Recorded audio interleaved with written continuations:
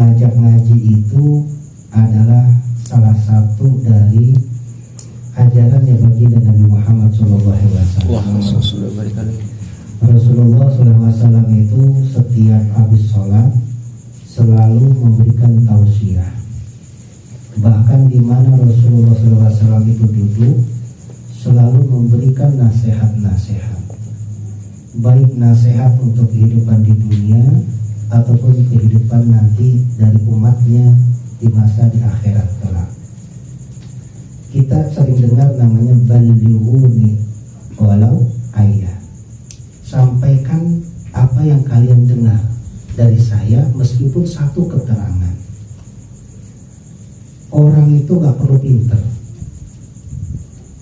orang itu gak perlu cerdas, asal dia mengerti apa yang dimaksud dari Allah ciptakan untuk dia di alam muka bumi ini, maka sesungguhnya orang itu sudah mempunyai kredibilitas yang namanya ulil albab. Apa itu ulil albab? Mempunyai kecerdasan mata hati.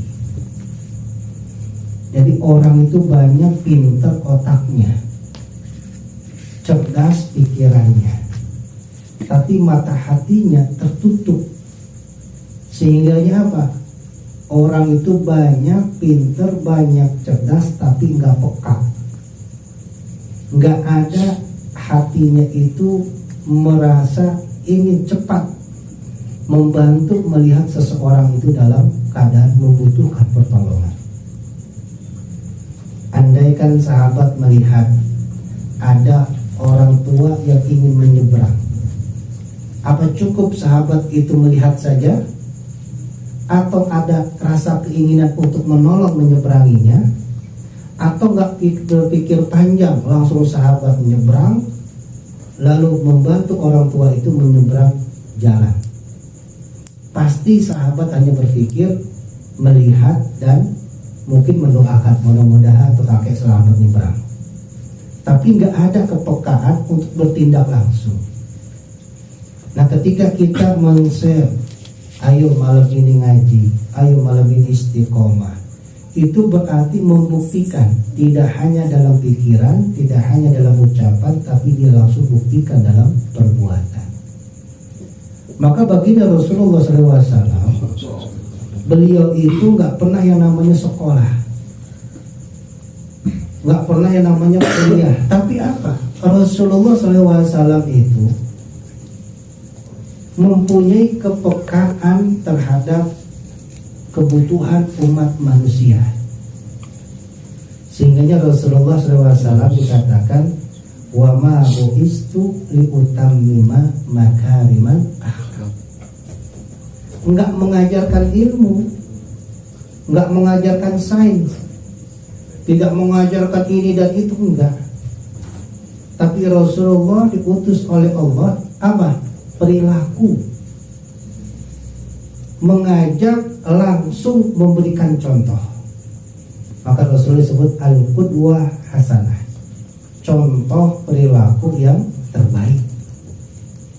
Rasulullah SAW kalau setiap ucapan beliau menjadi sabda, maka berapa ratus jilid mungkin kitab-kitab hadis yang setebal apapun gak akan pernah cukup. Karena Rasulullah tidak terlalu banyak bicara. Salah satu kemujizatnya Rasulullah adalah sedikit bicara tapi maknanya mendalam. Maka apa yang diucapkan Rasulullah menjadi hadis Rasulullah SAW. Tapi yang banyak yang Rasulullah lakukan adalah apa? Bukti nyata, mengamalkan apa yang ingin dia sampaikan. Maka mungkin sahabat selalu mendengar apa yang saya sampaikan berulang, itu lagi, itu lagi, itu lagi. Kenapa? Karena memang itu yang saya yang mampu saya lakukan. Karena itu memang yang selalu saya dawamkan. Saya tidak akan mengajarkan sahabat bagaimana sholat malam itu sampai 100 rakaat. Kenapa? Karena saya tidak mampu sholat malam 100 rakaat. Tapi ketika saya mengajarkan, ayo sahabat sebelum tidur kita baca doa untuk mohon ampun diri sendiri dan mohon ampun untuk kesalahan orang lain. Kenapa? Karena itu yang selalu saya lakukan. Maka Rasulullah SAW pun mengatakan, ya, dengan sabda-sabdanya yang lain, ataupun Allah juga mengatakan dalam firman-Nya, innama akramakum indallahi atqakum. Ternyata yang dikatakan yang terbaik di antara kalian adalah orang yang bertakwa kepada Allah. Di situ disebutkan orang yang paling bertakwa adalah baginda Nabi Muhammad SAW. Maka perilaku Rasulullah ikuti.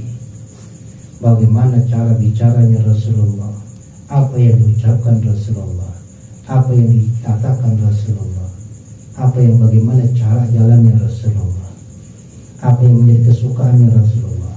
Kalau kita nggak mampu dari 100 kesukaannya Rasulullah, 90. Nggak mampu 50 dari kesukaannya Rasulullah kita lakukan. Bahkan kita nggak mampu 7 kebiasaan Rasulullah untuk kita dawamkan. Baca Quran, zikir, jaga wudhu, sholat malam. Ini kan kesukaannya Rasulullah. Sholat puasa sunnah. Ini kan kesukaannya Rasulullah. Kalau nggak mampu 7, 5. Kalau nggak mampu 5, 1 dah. Sunnahnya Rasulullah yang kita dawamkan. Mudah-mudahan itu menjadi wasilah kita mendapatkan syafaatnya Rasulullah SAW. Maka ada orang yang nggak bisa melakukan apapun, tapi yang ada dari tubuh dia mengikuti sunnah Rasulullah. Apa? Jenggot. Rapihkan jenggot. Panjang boleh, tapi jangan balak. Nusuk ke hidung, nusuk ke sini. Rapihkan. Kalau dirasa sudah nggak pantas nih di janggut kita, nggak pantas di jenggot di janggut kita, rapihkan. Niatkan ini sunnah dari Rasulullah SAW. 24 jam sahabat mendapatkan sunnahnya Rasulullah. Satu sunnah Rasulullah dihitung berapa helai dari janggut kalian yang tumbuh jenggot. Itu indah. Maka 24 jam kalian mendapatkan sunnahnya Rasulullah.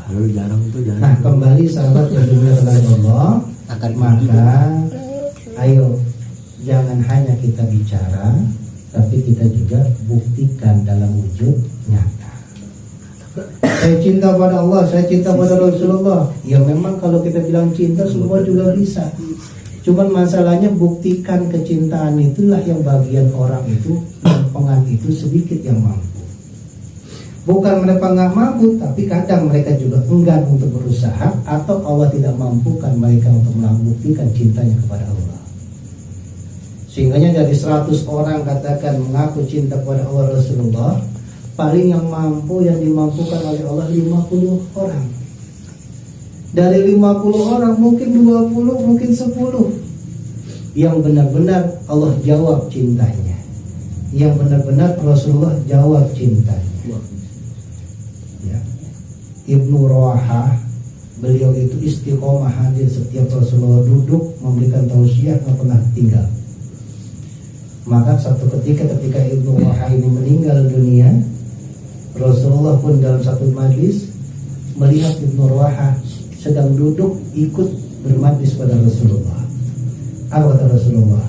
Wahai sahabatku, ingatkah engkau dengan Ibnu Rawahah? Sahabat bilang, ingat ya Rasulullah, beliau selalu hadir dalam majlis-majlis engkau. Apa kata Rasulullah?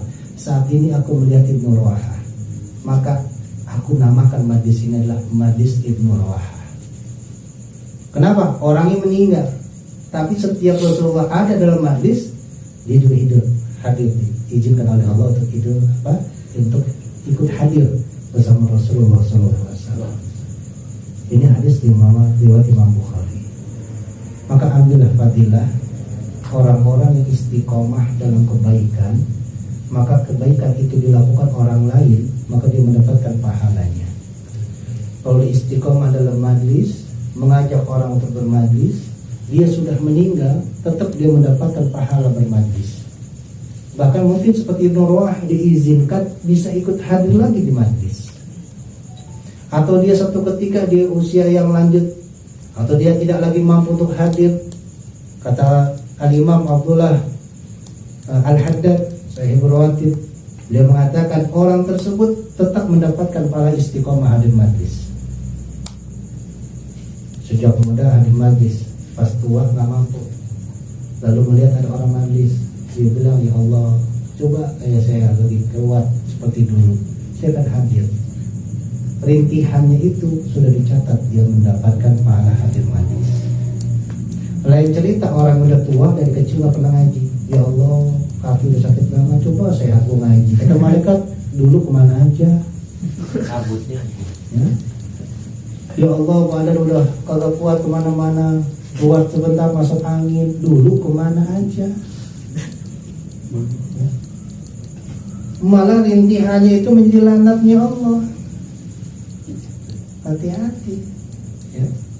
Kebaikan-kebaikan yang biasa kita lakukan, kita nggak lakukan, tetap kita mendapatkan kebaikan tersebut. Mudah-mudahan Allah berikan kekuatan, kemampuan kita untuk senantiasa dalam amal soleh dan ibadah kepada Allah Subhanahu wa Ta'ala. Kajian kita Irsyadul Anam, kalau tidak salah sekarang di baris yang paling akhir di halaman 2. Betul ya? Betul. Bismillahirrahmanirrahim. Qala musannifur rahimahullahu ta'ala wa nas'aluka ya Allah bi barakati hadzal kitab wa ma'anihi wa nafa'ana fihi wa dunya wal akhirah. Amin.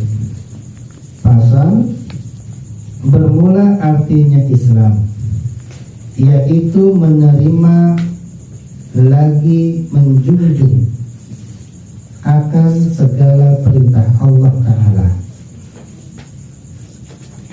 dengan mengamalkan segala rukun-rukunnya.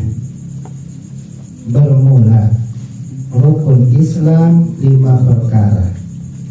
Pertama-tama mengucap 2 kalimat syahadat dengan mengerti makna keduanya yang telah tersebut di kitab Sifat 20. Kedua, mendirikan sembahyang 5 waktu. Ketiga, memberi zakat jika ada hartanya yang diwajibkan zakat atasnya. Keempat, puasa bulan Ramadan. Kelima, pergi haji jika mampu pergi adanya. Wallahu a'lam bishawab. Kita masih perkara tentang iman dan Islam.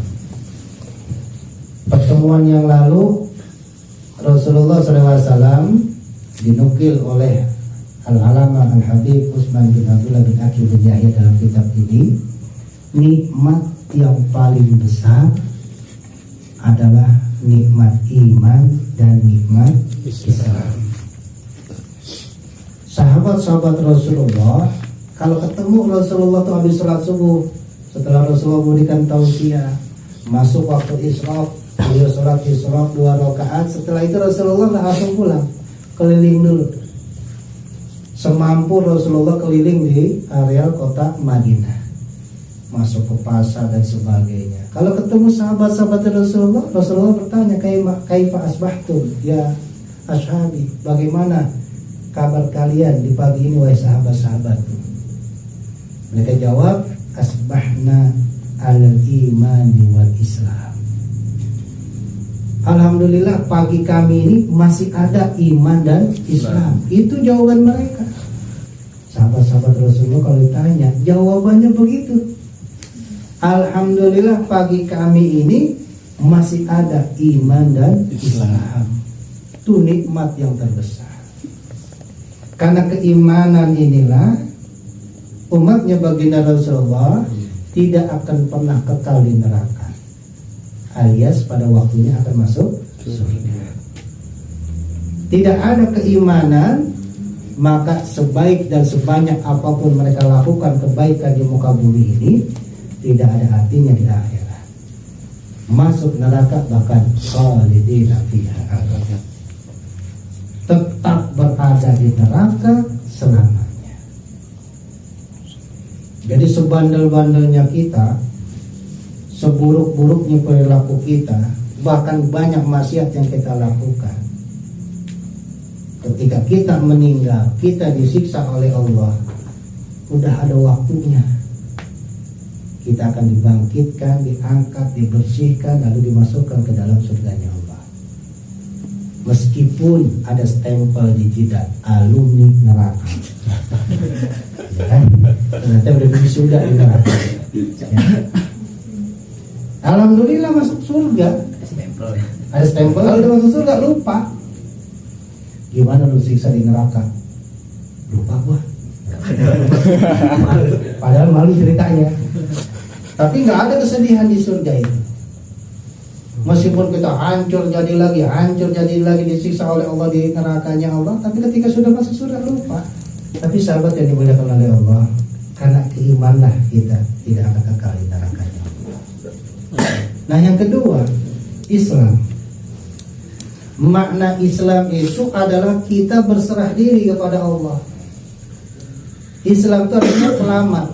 Islam itu juga bisa mengatakan pasrah. Jadi orang yang masuk agama Islam adalah orang yang sudah memasrahkan dirinya kepada Allah. Nah ini hati-hati nih. Kita nih manusia nggak layak ada sombong sedikit pun, nggak layak. Lahir dibantu orang kan? Dibantu. Nama dikasih orang apa enggak? Dikasih. Makan minum dibantu orang enggak? Dibantu. Sekolah diajarin ilmu dari siapa? Dibantu. Kita kerja dibantu apa enggak? Dibantu. Kita sakit dibantu. Kita sehat olahraga ada alatnya. Alat siapa? Orang. Kita juga dibantu. Sampai ketika kita meninggal kita juga dibantu dikubur. Nggak ada cerita orang meninggal kubur sendiri. Jadi apa yang perlu kita sombongkan? Kenapa? Kita butuh orang lain. Nggak ada ceritanya manusia bisa hidup sendiri. Nggak ada. Kenapa? Dari dasar fitrahnya kita itu kita dibantu. Maka ketika kita masuk agama Allah, agama Islam, sudah kita pasrahkan. Terserah Allah nih dalam kehidupan kita. Maka saya sering mengatakan, ya Allah, Engkau kan sudah menciptakan aku di alam dunia ini cuma satu, wa ma khalaqtul jinna wal insa illa liya'budun, untuk beribadah. Ada masalah pusing-pusing sendiri, pusing-pusing sedikit, pusing banyak, wajar sebagai manusia. Tapi jangan ngotot menyelesaikan masalah dengan otak kita. Libatkan Allah, rayu Rasulullah. Lambat laun masalah kita teratasi. Puyeng nyari pekerjaan, ngandelin otak, mana yang ada lowongan, cari. Ternyata apa? Nggak dapat. Ketika kita beribadah dengan benar, ada aja orang nawarin, ini ada kerjaan nih, ini ada lowongan nih, ini ada tawaran nih, dan seterusnya. Maka sering saya katakan juga, kita tuh banyak masalah. Allah uji kita itu sampai mana kita dekatnya kepada Allah. Bukan suruh nyelesain masalah, nanti Allah yang nyelesain. Innamal usri yusra, fa innamal usri yusra. Kita cari solusi ikhtiar kita, tapi jangan ngotot otak saya ini harus begini. Jangan mentok. Tapi ketika kita sudah pasrahkan diri kepada Allah, kita masuk agama Islam kan pasrah, maka kehidupan kita pun semuanya dalam pingkan kehendak Allah Subhanahu wa ta'ala. Kalau kita sudah seperti ini, enak hidup, enak. Timbang markir doang dapat 50.000 sehari, tapi kita pasrah kepada Allah, cukup tuh 50.000. Rokok udah, ngopi udah, makan udah, utuh tuh 50.000. Kalau sehari 50.000, sebulan berapa? 1.500.000. Saya katakan udah pasrah, lakukan apa yang diperintahkan oleh Allah, jauhi dari apa yang dilarang oleh Allah Subhanahu wa ta'ala. Apa yang perlu kita lakukan? Yang pertama, ucapkan 2 kalimat syahadat. Yakini Allah itu adalah Tuhan kita. Dengan Asmaul Husna, hafal nggak Asmaul Husna? Nanti setiap maulid ya ada itu Asmaul Husna, silakan baca. Ya. Apalagi sifat 20 wujud kidam bakok. Apalagi semua yang berkaitan tentang Allah pelajari dengan baik-baik sampai kita mempunyai 3 keyakinan. Apa? Ilmul yakin, ainul yakin, dan hakul yakin. Apa sih ilmu yakin? Kita belajar dengan sebanyak-banyaknya. Allah zat yang menciptakan kita, Allah zat yang memberikan nafkah kita, Allah zat yang seterusnya. Sampai kita apa? Ainul yakin. Ainul yakin kita bukan melihat Allah, enggak. Memandang semua apa yang kita lihat adalah semua yang Allah ciptakan. Ma khalaqta hadza batil. Sampai kita mengucapkan enggak ada sesuatu yang Allah ciptakan itu yang sia-sia. Sampai kita hakul yakin. Nanti di akhirat kita benar-benar melihat Allah Subhanahu wa ta'ala. Yang kedua apa? Syahadat Rasul.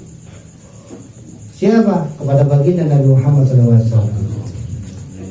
Usahakan kita cinta dengan sunnahnya, usahakan kita belajar sejarah dari kehidupan Rasulullah, usahakan kita perjuangkan dari syariatnya Rasulullah dan seterusnya.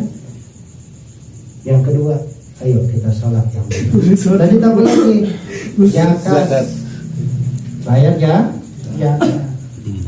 Yang punya usaha sampai nisab haulnya bayar ya. Dikit kalau kita punya 10 juta bayarnya cuma 250.000. Kalau kita punya 1 miliar cuman bayarnya berapa? 25 juta. Masih ratusan juta kita punya. Habis sampai zakat apa lagi? Puasa Ramadan. Ya. Habis puasa apa lagi? Pergi haji. Masya Allah. Itu tuh kalau mampu. Mampunya apa? Mampunya 5. Mampu ONH.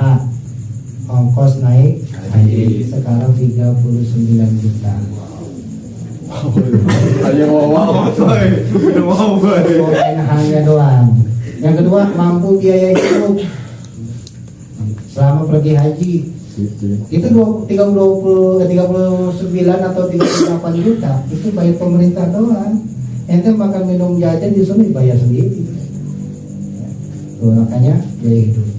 Yang ketiga mampu kesehatan. Ya benar-benar mengek ampok ini nggak jadi tuh. Ya, apalagi ya naik pesawat muntah langsung panas dingin. Turunin muntah. Kenapa? Karena kalau di angkasa di langit sana nggak bisa mampir, mau mampir kemana? Rest area. Rest area. Ya, kalau bis bisa rest area. Pakai tambang. Pergi haji itu bagi yang mampu. Jangankan kita di Indonesia, tadi mampu dengan apa tadi? Kesehatan. Kesehatan, ya. Keempat, mampu kendaraan. Jangan berharap kita pergi haji di sini jalan kaki. Nggak bisa.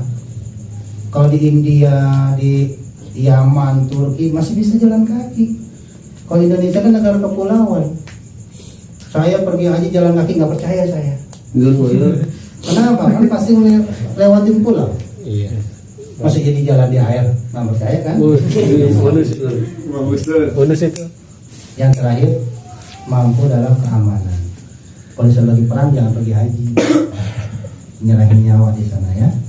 Nah ini sahabat yang dimuliakan oleh Allah, mudah-mudahan yang singkat ini ya Allah jadikan ilmu yang manfaat bagi kita di dunia dan akhirat. Amin. Dan